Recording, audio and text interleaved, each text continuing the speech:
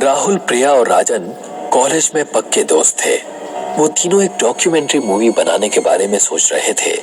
वो वर्ल्ड के top director बनना चाहते थे। रात के 10 बज रहे थे।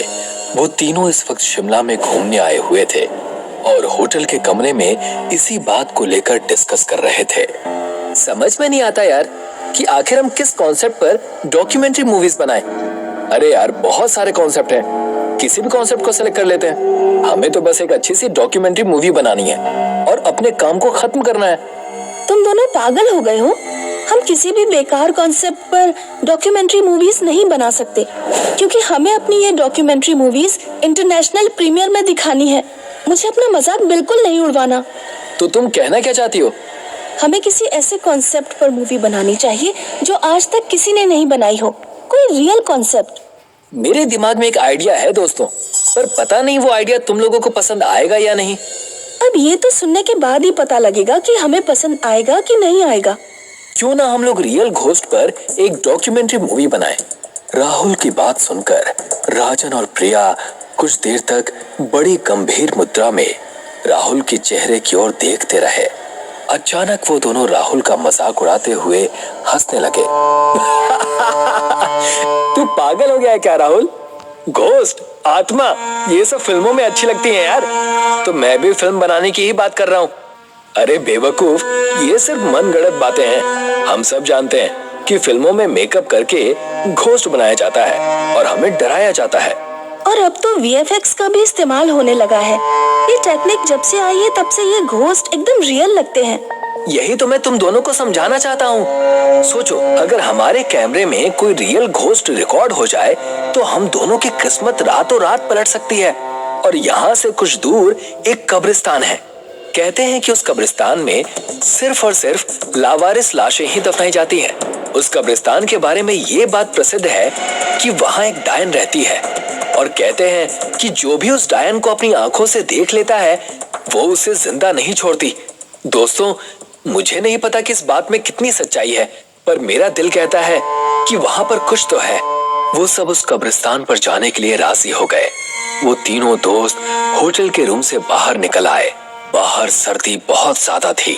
हाड़ कंपा देने वाली ठंडी शीतलहर चल रही थी। हल्की हल्की बर्फबारी भी हो रही थी। वो तीनों एक कार के अंदर बैठ गए। राहुल ने ड्राइविंग सीट संभाल ली और उसने अपनी कार की दिशा उस कब्रिस्तान की ओर कर ली।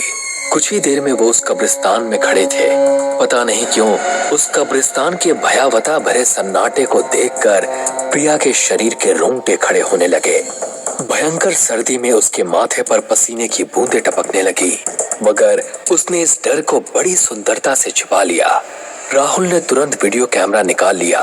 राहुल अंधेरे में रिकॉर्डिंग करते ही कब्रिस्तान की गेट से होते हुए अंदर चला गया और उसके पीछे पीछे राजन और प्रिया कब्रिस्तान के अंदर चले गए, जहां घना अंधेरा था। मगर तीनों ने उस कब्रिस्तान के अंदर कदम रखा ही था कि तभी राहुल और राजन के कानों में प्रिया के दिल दहला देने वाली चीख टकराई। प्रिया, क्या हुआ तुम्हें? तुम चीखी क्यों? जल्दी से टॉर्च निकाल राजन। राजन ने तुरंत अपनी टॉर्च निकालकर जला दी, मगर उसने देखा कि प्रिया उसके सामने खड़ी हुई उन दोनों को सवालिया नजरों से देख रही थी। तुम चीखी क्यों? मैं तो बिल्कुल नहीं चीखी, बल्कि मैं तो खुद हैरान हूँ कि मुझे मेरी चीख क्यों नहीं सुनाई दी। मुझे लगता है कि यहाँ कुछ तो गड़बड़ है। एक तो हमें यहाँ पर खुद लेकर आया और ऊपर से अब बोल रहा है कि कुछ गड़बड़ है। तू सिर्फ रिकॉर्डिंग कर। अपने दोस्तों के कहने पर राहुल कब्रिस्तान के अंधेरे में शूट करने लगा। कुछ देर बाद राहुल ने अपने दोस्तों से कहा, ठीक है दोस्तों, चलते हैं।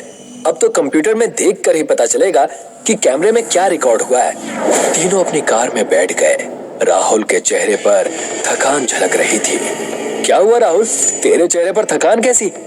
पता नहीं क्यों यार, जब से कब्रिस्तान से बाहर निकला हूँ मुझे ऐसा लग रहा है जैसे मेरे कंधे भारी से हो रहे हैं। कुछ ऐसा ही मुझे भी महसूस हो रहा है यार, लेकिन मैंने तुझे इसलिए नहीं बताया कि कहीं तू मेरी बात का मजाक ना उड़ाए। प्रिया, क्या तुम्हें भी ऐसा महसूस हो रहा है? मुझे ऐसा कुछ भी महसूस नहीं हो रहा। राहुल ने तेजी से कार अपने होटल की ओर दौड़ा दी। होटल के रूम में पहुंचकर राहुल अपने लैपटॉप से अपने कैमरे पर की हुई रिकॉर्डिंग देखने लगा। अचानक राहुल के मुंह से दर्द की वजह से हल्की सी चीख निकल गई। क्या हुआ? पता नहीं यार, बहुत सा बोझ महसूस हो रहा है, मानो किसी ने बहुत सारा वेट मेरे कंधों पर रख दिया है। अजीब बात है, कार के अंदर मुझे भी ऐसा ही महसूस हो रहा था, लेकिन अब मुझे बिल्कुल सही महसूस हो रहा है। टेंशन मत ले, मेरे पास पैरासिटामोल रखी हुई है, उसे खाकर सो जाना, तुझे आराम मिल जाएगा। लेकिन सबसे पहले रिकॉर्डिंग को देख लेना चाहिए। होटल रूम में आते ही प्रिया बाथरूम में चली गई। राहुल और राजन ने लैपटॉप की स्क्रीन पर नजरें गड़ा ली। तभी उन दोनों को लैपटॉप में कुछ ऐसा दिखा कि उन दोनों के गले से डर के कारण एक जोरदार चीख निकल गई। उनकी आंखें डर और दहशत से फटी फटी रह गई। वो दोनों एक दूसरे के चेहरे की ओर हक्का बक्का होकर देखने लगे। दरअसल उन दोनों ने देखा कि जैसे ही वो कब्रिस्तान में एंटर हुए, एक बेहद भयानक दिखने वाली स्त्री प्रिया को अपने पंजों में उड़ाकर ले गई।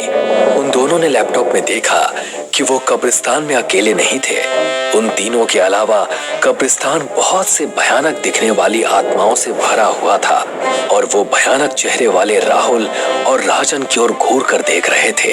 राजन ने तुरंत लैपटॉप को बंद कर दिया और चीखते हुए राहुल की ओर देखकर बोला, आखिर वो भयानक स्त्री कौन थी जो प्रिया को अपने पंजों में दबाकर उड़ा कर ले गई? सवाल ये नहीं है कि वो प्रिया को उड़ा कर ले गई, सवाल ये है कि फिर हमारे साथ जो प्रिया आई है वो कौन है? तभी राजन शीशे की तरफ इशारा करते हुए बुरी तरह से चीखा।